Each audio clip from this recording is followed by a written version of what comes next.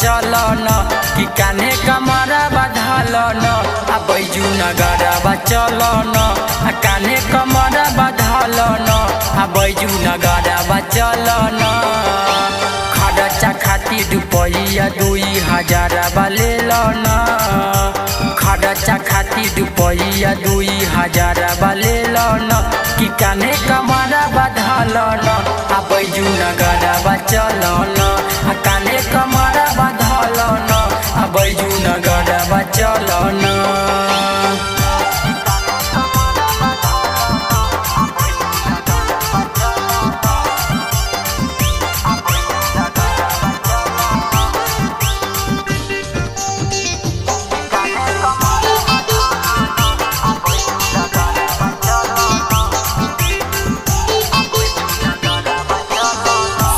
खर्चा हम ही देबै खाली संगे चले मोरा भोला जी के कृपा होतै निमन दुल्हन मिले तोरा।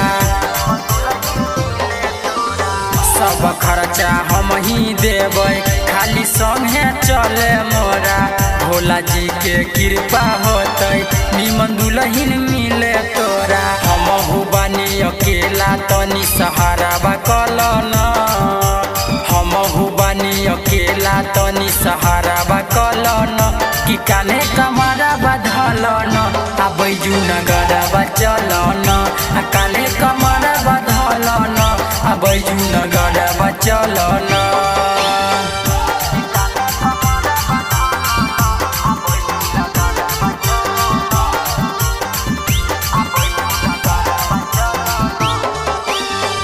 अनिल तेजू बतिया काहे नहीं माने रामा राइटर नरिंदर मज गुरी नहीं जाने रामा।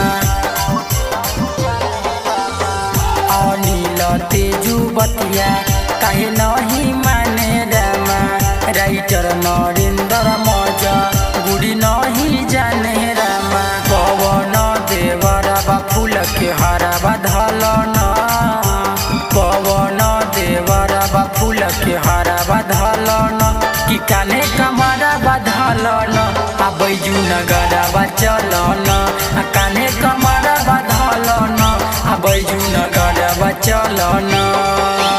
Presented by RLA Recording Studio।